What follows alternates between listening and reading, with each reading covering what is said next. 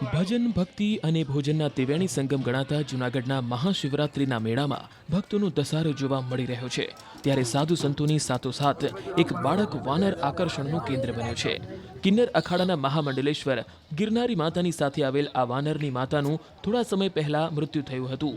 ત્યારબાદ તેની મેડિકલ તપાસ કરાવવામાં આવતા વાનર કિન્નર હોવાનું સામે આવતા કિન્નર અખાડાના મહામંડલેશ્વર ગિરનારી માતાએ તેને અવભાગ્ય સમજીને અપનાવી લીધો હતો। ત્યારથી આ વાનર પણ કિન્નર અખાડાનો ભાગ બન્યો છે।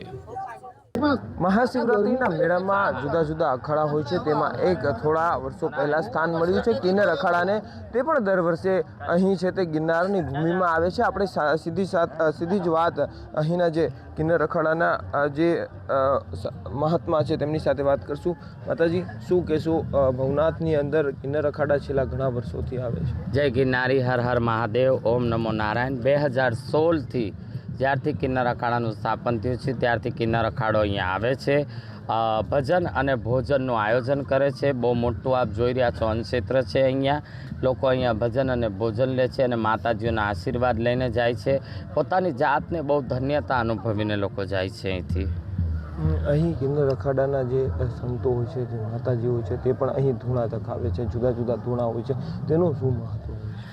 તમે જોયું હશે કે ક્યાંક કામાખ્યા માનો ધૂણો છે, ક્યાંક શિવશક્તિનો ધૂણો છે, ક્યાંક અર્ધનારેશ્વરનો ધૂણો છે, ક્યાંક બટુક કાલ ભૈરવનો ધૂણો છે।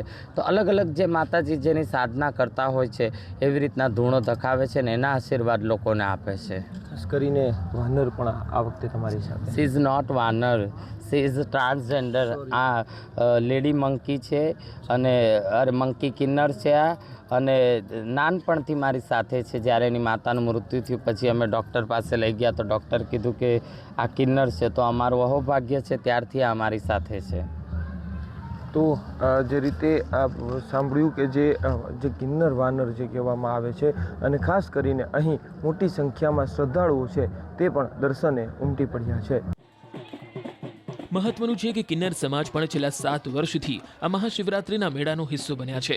થોડા વર્ષ પહેલા કિન્નર અખાડા જૂના અખાડા સાથે જોડાયા હતા અને ત્યારથી મહાશિવરાત્રિના મેળામાં કિન્નર અખાડા દ્વારા પણ ધૂણો ધખાવીને આરાધના કરવામાં આવે છે, જેના દર્શને મોટી સંખ્યામાં શ્રદ્ધાળુઓ ઉમટી પડે છે અને દર્શન કરીને ધન્યતા અનુભવતા હોય છે।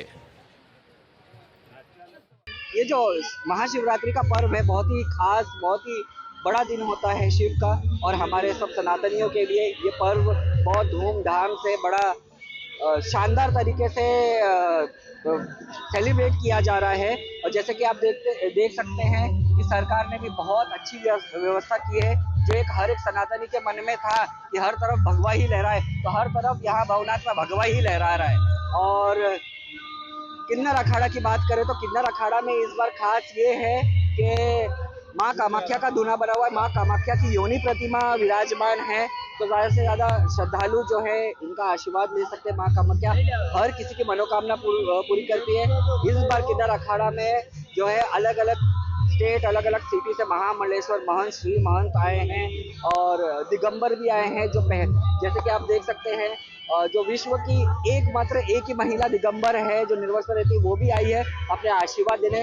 कई तपस्वी किन्नर आए हैं जो अपने तपस्या से, जो साधना से जो शक्ति प्राप्त की है, तो उसके जरिए जजमानों को, भक्तों को, श्रद्धालुगण को जो भी यहाँ पधारे उनको आशीर्वाद दे सके।